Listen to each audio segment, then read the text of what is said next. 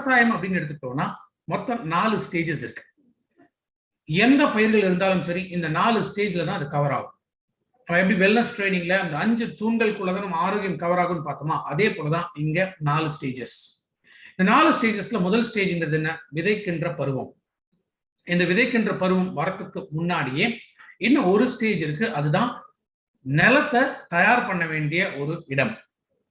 So ஒன்று நிலத்தை தயார் பண்ணணும், அதே போல அதுக்கு அடுத்து விதைக்கின்ற பருவம். விதைக்கின்ற பருவம்னா விதைகளாகவும் இருக்கலாம், நாற்றாக இருக்கலாம், செடிகளாக இருக்கலாம்.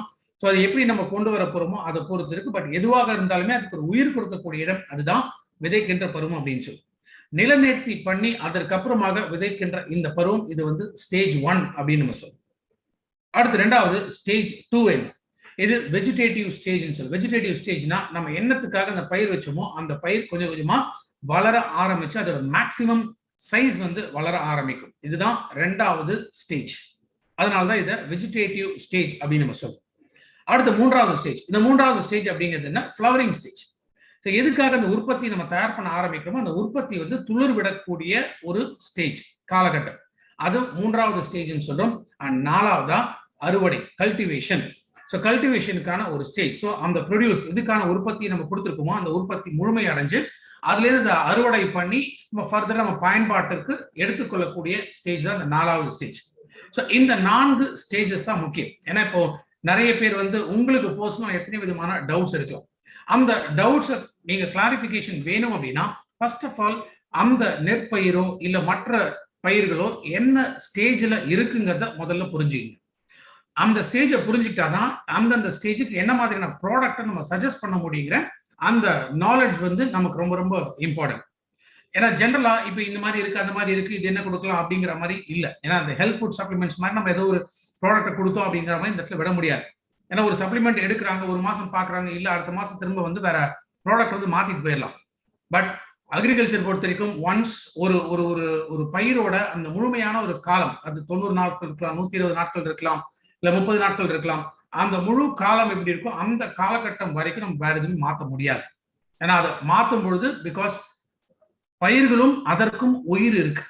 ஸோ அப்போ டிஃப்ரெண்டா திடீர்னு வந்து ஏதோ ஒரு சேஞ்சஸ் கொண்டு வரும்போது அதோட வளர்ச்சியை அது பாதிக்கக்கூடும். அப்ப நம்ம முதல்ல புரிஞ்சுக்க வேண்டியது என்ன மாதிரியான விஷயங்கள் எந்தெந்த ஸ்டேஜ்ல தேவை, அதற்கு வெஸ்டீஜோட ப்ராடக்ட்ஸ் வந்து எப்படி சப்ளிமெண்ட் பண்ணும் அப்படிங்கிறத நம்ம முதல்ல புரிஞ்சுக்கணும்.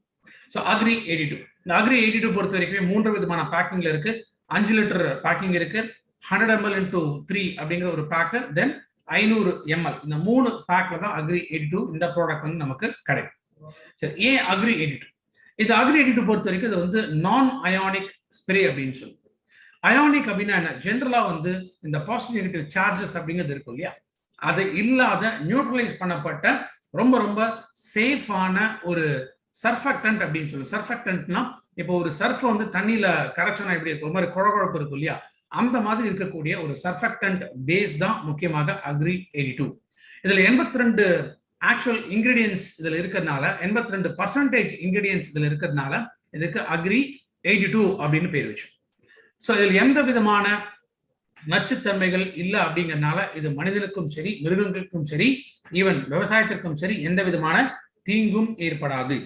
பொதுவா என்ன மாதிரியான உரங்கள் போட்டாலும் சரி, இன்செக்டிசைட்ஸ் போட்டாலும் சரி, பெஸ்டிசைட்ஸ் போட்டாலும் சரி, ஃபங்கிசைட்ஸ் போட்டாலும் சரி, அக்ரிகல்ச்சர்ல பயன்படுத்தக்கூடிய எந்த விதமான கெமிக்கல்ஸ் இருந்தாலும் சரி, எதன் கூட வேணாலும் அக்ரி 82 பயன்படுத்த முடியும்.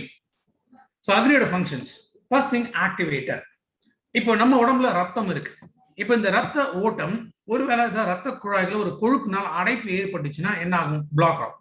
அப்ப ரத்த ஓட்டம் குறையுது. ரத்த ஓட்டம் குறையும் போது டிமாண்ட் அண்ட் சப்ளை அதிகமாகும், ப்ரெஷர் அதிகமாகும்.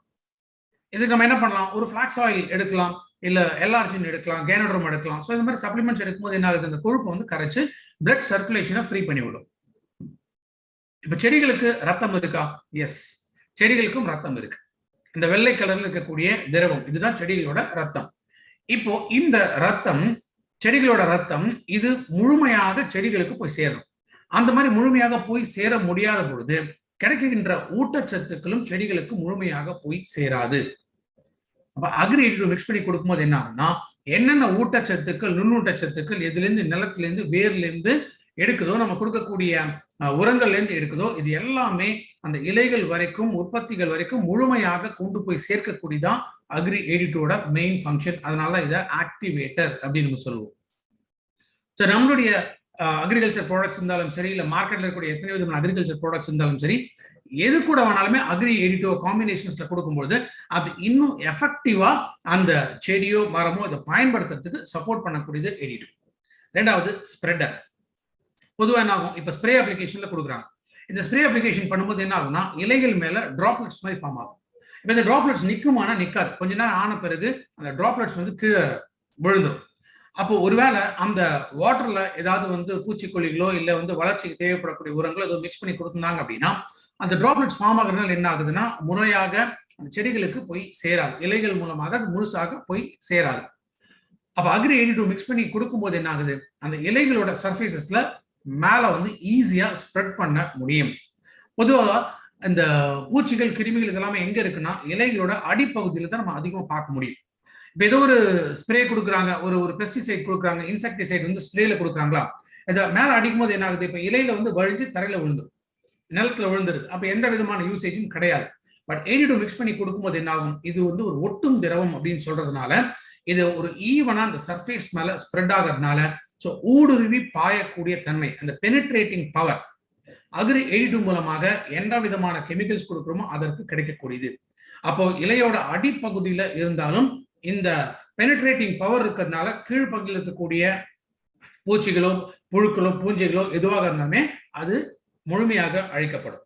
அடுத்ததா வெட்டர். இன்னைக்கு நிறைய இடத்துல இருக்கக்கூடிய ப்ராப்ளம் என்னன்னு கேட்டீங்கன்னா, மழையை எதிர்பார்த்து சில நிலங்கள் இருக்கும், சில கிராமங்கள் இருக்கும், சில விவசாய மண்கள் அப்படிங்கிறது இருக்கும்.